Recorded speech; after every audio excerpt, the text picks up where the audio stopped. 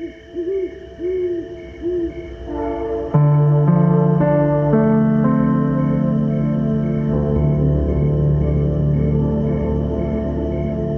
listening to Nocturne. I'm Vanessa Lowe.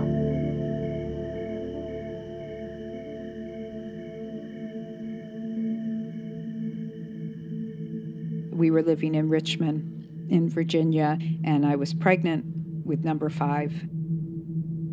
My husband at the time is a mural artist, and he was doing a mural on a little island in Maryland. And he was up there for weeks and weeks and weeks, and I was home with the kids. And school got out, and it was Father's Day weekend, and I took the 4 kids and my pregnant self up to visit with him, and this was about 3 weeks before this baby was due. The plan was he was going to finish this mural up and then come home in time for the birth. We were staying in a Comfort Inn on this little island, and the night before I was to go home, I went into labor up there. And immediately I thought, oh God, we got to go home. I'm having this baby, I got to get home. And it's 11 o'clock at night, and the kids are sleeping. We're all in the same hotel room. And my husband at the time, he was painting his mural. He would paint in the middle of the night. I had to get a hold of him. He came back, and I was like, we got to go home. And I called my midwife back here in Richmond, and I said, I'm really sure I'm in labor. I just want to come home. And she's like, you cannot get in your car and drive on the highway. This is not a good idea. The long and short of it is, I had contacted a midwife when I first came up to this little island, just one of those serendipitous kinds of things. And she had said to me, if you need anything, just give me a call. So I called her and I said, I think I'm in labor. Would you come help me? And she said, well, I'll come and check and see if you're really in labor, and if nothing else, I could stay with your kids while your husband takes you to the hospital. And I'm thinking, I'm not going to the hospital, and I can't go home. We didn't want anyone to know I was in labor because we figured they would probably call 911. So in the end, the midwife and her assistant came in we told them, don't say you're here for labor.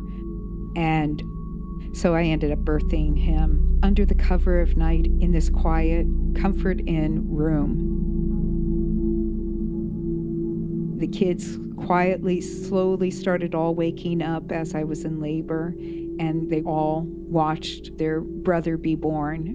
And we had this little beautiful baby. And he was born just as the sun was coming up. It was beautiful. And then we told the people at the front desk, and they weren't upset. They were kind of blown away by I couldn't believe that we'd been upstairs having a baby. My name is Therese Hakoun. I am a mother, first and foremost, of 6 now grown children. 6 children, 5 of them born at home. That and her experience at the Comfort Inn that night informs a huge part of how Therese has spent her working life. Having those people come in and create that safe, sacred space for me was, a gift, a huge gift of making me feel safe. Therese has dedicated herself to helping create that safe space for other birthing mothers as a doula, a midwife's assistant, and birth educator. I am an assistant to a midwife. I have been for about 25 years. We primarily attend home births, and I also teach birth. I train and certify birth doulas throughout North America. I stopped counting, but I would say I've attended about 800 births. About 3/4 of the births that I've done have been at home, and the remaining have been in the hospital. When Therese's youngest daughter was a year old, the midwife who helped with that birth asked Therese to be her assistant. They've worked together ever since. And she's been doing it for close to 45 years now. She's been a midwife. The jobs of midwife, midwife assistant, and doula overlap, but each has its own distinct focus. The midwife is a primary care provider for a pregnant and birthing mother. In her work as a doula, Therese is there to support the mother.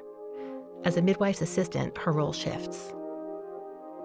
My primary job is assisting the midwife so that they can do everything that they need to do. So it's almost like I'm a nurse to the midwife. Therese has attended hospital births as a doula, but in her role as midwife's assistant, almost all the births have taken place at home, something that occurs in less than 2% of births in the U.S. It is very controversial. But I will say, having given birth to my first child in a hospital, I had my second child 34 years ago at home. And back then, it was just like insane. It was just not heard of. And I gave birth to my last child at home 25 years ago. And still, home birth was just something that people just did not know about. I would say over the last 10 years, home birth has become much more of I wouldn't say there's no normal to it, but it is more well known in the mainstream. But we have a culture that says childbirth only takes place in a hospital. And to do anything outside of it is just dangerous. I think that is the number one reason people can't wrap their head around home birth. But it really is based on fear. Therese argues that many of the difficulties and dangers of birth are actually a result of the long-standing trend towards its medicalization. For example, the drug Pitocin, which is sometimes given to help a birth that's stalled, can cause fetal distress and necessitate an emergency C-section. Ultimately, she says women who choose to birth their babies at home have to weigh the relative risks and benefits of home versus the hospital. There are so many different reasons.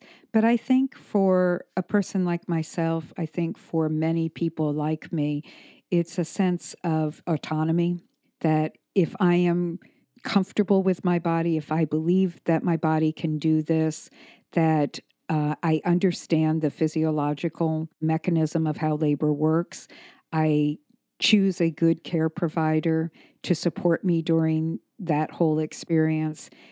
Why would you go anywhere but home? It feels comfortable. I mean, hospitals are wonderful places if you are sick or if you have a broken bone or something that is not physiologically normal. But birth is normal. We are mammals and it's a mammalian experience. Home birth is not for everyone, not only physically, but psychologically. Not for everybody. You have to feel comfortable and you have to be healthy. And your baby has to be healthy. I'm not a person who goes out there and says, I think you should have a home birth or, oh, home birth is the only way to go, because I don't believe that. I don't think it's black and white. But I think if somebody is educated and understands the responsibility that they're taking upon themselves, then they can be comfortable birthing at home. Over the many years that Therese has been facilitating births, she's noticed an interesting pattern. I think it is very common for people to start their labors in the middle of the night. They may end up birthing during the day, but labors seem to very frequently be triggered during the night, whether the birth happens then or not. We relax at night. Our systems start to go into, oh, it's rest time, it's sleep time. And our biorhythms are different during those hours in the darkness. And so what is so important for the body to be able to go into labor is that the parasympathetic system, the relaxation response, be as fully triggered as possible, not the fight or flight. And so if that is indeed how you feel in the darkness, in the night, your body is going to feel like, oh, okay, all its hormonal systems can kick in now and we can have the baby. Like, under the cover of dark, it is safe to have this baby. And, you think about most other mammals will give birth, if not in the night, they will give birth in dark, secluded areas to feel safe.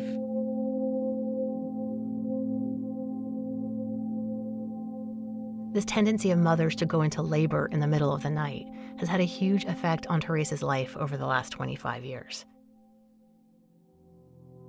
I always have my phone by my bed. There's no predictability of when you're going to be needed, but so often it seems it's in the middle of the night. So I will be sound asleep and the phone will ring, and it will be a laboring woman, or in some cases it might be the midwife I work with, who will be saying, "It's time. We got to go now." And you're so comfortable in your sleep, and to be thinking, "Oh, I got to get up now. I've got to get dressed. I've got to get ready. I've got to put everything in my life in place and walk out the door." It's not easy the first time or the second time or even the 800th time. You just get more accustomed to it, and your family gets more accustomed to it, you hope. Definitely, you get an adrenaline rush right away. I think just because the phone wakes you up, you're so excited in the beginning, and you're scared at the same time because it's like, "Oh my God, I can't believe I have to do this. Will I know what to do?" And each time I get that call, it's that feeling of, okay, I know what I'm heading for. And I both feel like, God, this is so amazing. This baby is coming in. And honestly, sometimes dread, because it's like, oh, I got to get up and I got to go.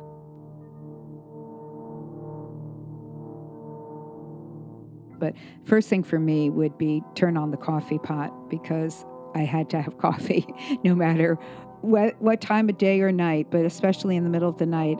And then it would depend on the urgency of the need to go. But you never know. You figure you have time, but then other times you think, "Oh my God, I got to go right now." And either which way, once you get that call, you just put on your clothes. So it would be basically just putting on my clothes and gathering whatever I felt I needed to take with me, birth tools.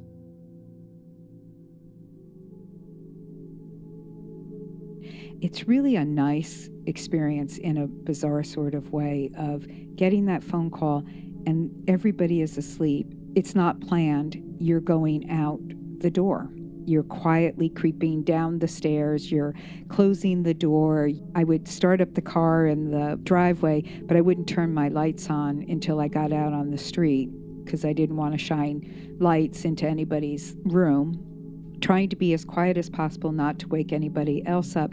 And yet it'd be so beautiful outside, too. It'd be just, there is something really nice about going out in the middle of the night. When I pull up in front of somebody's house, I look around and what goes through my head is nobody knows. Of course, the street will be quiet. There might be some porch lights on, there might be a light or two on in people's houses, but there's no activity. And I think these people have no idea that what is transpiring is there's going to be a new life coming in, that a baby is being born. You feel like you're part of this really secret, sacred moment, which is what I feel I am a part of. While the midwife will have met with an expecting mother many times before she gives birth, the midwife's assistant often enters into this incredibly intense and private time as a complete stranger. I may be meeting them for the very first time. Often it is the first time I'm walking into somebody's house, which is a very unique experience. I don't think I have the words to articulate what it feels like, what transpires in me when I walk up to the door. Usually the door is unlocked and I will just knock quietly on the door and open it. It's quiet usually, and the lights are on, but it's not your normal daytime, evening kind of feel that you're walking into. I just kind of try not to break anything that is already occurring in their experience. I want to meet the people where they are, not have them come out of where they are to meet me. When you enter birth in the middle of the night, it is very different because the world is not functioning as we normally expect it to be. So it is a much quieter, deeper time. But when you enter birth, no matter what time of day it is, you enter into the night energy. Every time I go into a birth, the sense of time ceases. The energy is so different. It's something that you can feel. I'm not a church person, but I was just recently in a chapel. It was just this, you walked in and you felt a sacredness in this space. That's what it feels like to me when I'm walking into a birth. That's what I truly believe and why I feel so incredibly honored, blessed, all those overused words, privileged to be able to go to these people's experiences. I mean, they're allowing me to come in to this most sacred place. And in this very intimate, vulnerable, yet incredibly powerful time in their life, I'm being allowed into that realm. And for me, it feels like a very spiritual experience. While the actual birthing experience can be transcendent and awe-inspiring, some of the aspects leading up to it are definitely more terrestrial. When I started doing this, there were no cell phones. And so this was the phone by my bed that was ringing. I always had a beeper with me that if somebody went into labor during the day or if I was out in the evening, I could be paged. But then you'd have to find a phone to be able to contact that person. And there was no GPS either. So all the directions to somebody's place was handwritten on a piece of paper. And, sometimes I knew the area where I was going, and other times I don't know where I'm going. And they're waiting for you to get there. So it's like you're rushing, but you're trying not to rush to get there. Because if you screw up, you're never going to get there. Now it's changed. I have a cell phone and I do have GPS. But I used to be driving with a piece of paper and a flashlight, trying to read my directions, going to people's houses and trying to be safe all at the same time. There are other elements of safety to consider when entering into the relative isolation of a stranger's home. There was one partner who was uncomfortable to be around, seemed to be a kind of a strange person, and I am not a person who has ever been or wants to be around guns, and he had guns and he was cleaning his gun through our whole conversation, and that made me very, very uncomfortable. So I was hesitant, but in the end, it wasn't anything. He was just kind of an odd guy, but he wasn't threatening. There was another birth where the couple themselves had a very, very volatile relationship.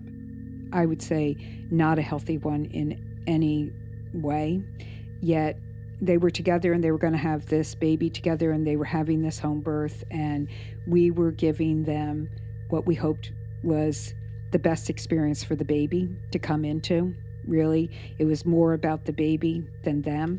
I was anxious when I first got there about his capacity to do harm. And I mean, I hate to say this, but because it sounds really, I've never done this, so it's hard to even admit this, but there was this big hammer sitting out and I put it away, like I kind of hid it away because I just thought it looked like a weapon to me, and I just was nervous about his potential rage if anything went wrong. And in the end, again, they did a lovely, beautiful job together, laboring together, and it was a beautiful birth. But the person I work with, she and I talked about it because it was in a more isolated area, creating that safety around ourselves. There was another birth I went to, came early in the evening, and it was in a more rural area, kind of a rainy night. They had a beautiful, wonderful birth, and it was now morning, and the sun was just starting to come up. It was really, really foggy out, though, and I was taking some of our equipment and putting it back into Nancy's car. And having come in at night, I didn't really know the surroundings of where I was, like what was the lay of the land, what was this house, what was its property on, but I knew that they had some acreage. And I hear this really loud sounding of like a stampede coming. And I thought, oh my God, what is this? And coming at me out of this intense fog, and fortunately there was a fence that I wasn't aware of until that moment, were these huge emus that these people raised, that I had no idea that they had these emus. And all of a sudden it was like, oh my God, talk about a wake up. They said, oh yeah, we forgot to tell you about our emus. So you never know what you're going to see in the morning coming out of the darkness. Emus notwithstanding, the biggest danger of attending home births by far is lack of sleep. Richmond is really central Virginia. We are about an hour and a half west of the ocean, Virginia Beach area, and about an hour and a half east of the Blue Ridge Mountains. And so we could be right in the city, and then again, we could be an hour away out more in the country. And, the biggest problem with doing more rural is the drive. And the drive is when you've got bad weather or you are exhausted already from another birth, or what's really hard is coming home from a birth, regardless of where it is. But if you're on more rural kinds of roads, that's the safety hazard, is the drive, especially if you're tired, which is a common thing for you to be. If you're cut off in the middle of the night of your sleep, or you started during the day and now it's 5 o'clock in the morning and you haven't slept, and then it's noon when you're finally driving home, you're at risk. And nighttime, of course, makes it more so. Sleepiness can be a terrible thing to be driving. It's like drunken driving in many ways, And I think that's what we all worry about is, am I safe to drive home? I had an experience one time that stands out, probably 10 years ago. I'd been up all night long at the birth, and it was just sun coming up when it was time to go home. And it was a long drive, probably a 45-minute drive, and I felt fine when I was leaving the house. The midwife that I was with, she said, I'm going to sleep in my car for about 10 minutes just to give myself that. I just need that to get home. And I said, no, I'm fine. I'm going to leave. And I drove home. I was probably a half mile from my house, and I felt like I didn't know if I could make it. I felt like I was almost having seizure kind of like feelings of how am I going to stay awake? How am I going to stay awake? And I should have just stopped there, but that's the danger. You don't. You think you can do it. And fortunately, obviously, I made it home okay. But as soon as I got home, I thought, that was really dumb. Therese has found ways to give her body little bits of rest, enough to keep her going, even when there's been no sleep for a long time. I mean, you get really, really tired. And that's the biggest struggle, is your body wants to sleep, and you close your eyes for short periods of time, but you can't go into that sleep that your body is craving. I can fall asleep standing up.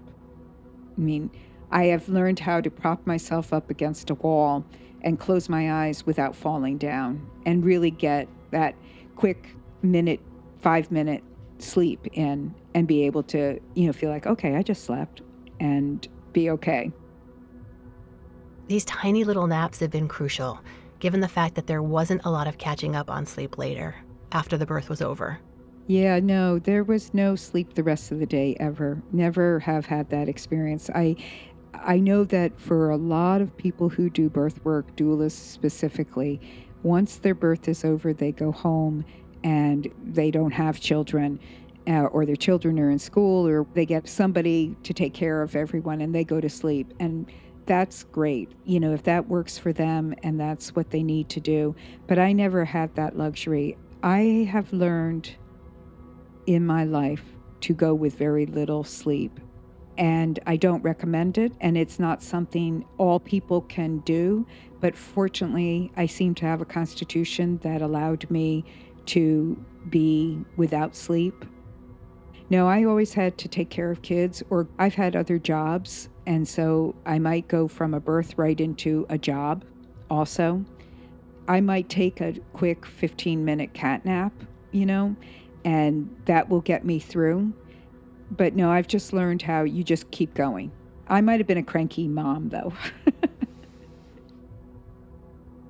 The crankiness, the sleep deprivation, the difficult drives over the last 25 years.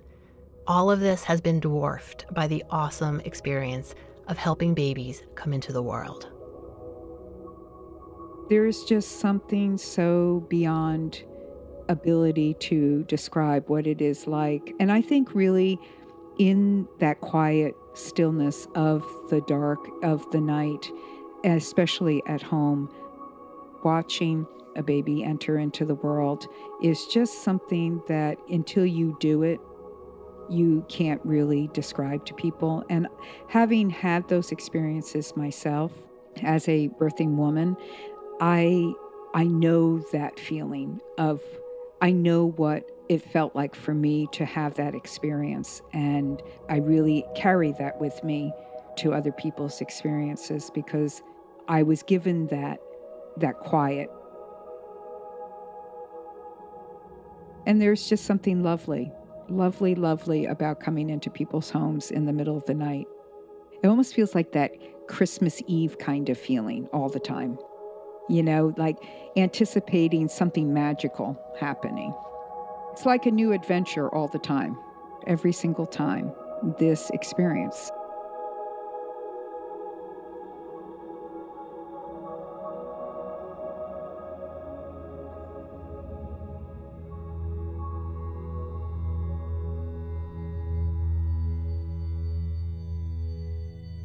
You've been listening to Nocturne. I'm Vanessa Lowe. Nocturne is produced by me and was created by myself and Kent Sparling, who also composed the theme music and all the other music in this episode. Nocturne is produced with support from KCRW's Independent Producer Project, which provides resources to creative storytellers around the world. Find out more about Nocturne and let us know what you think at nocturnepodcast.org, or connect with us on Twitter or Facebook. We're at Nocturne Podcast. Nocturne is part of The Herd, a collective of audio producers creating smart and beautiful work. Find out more at theherdradio.com. Thanks for listening.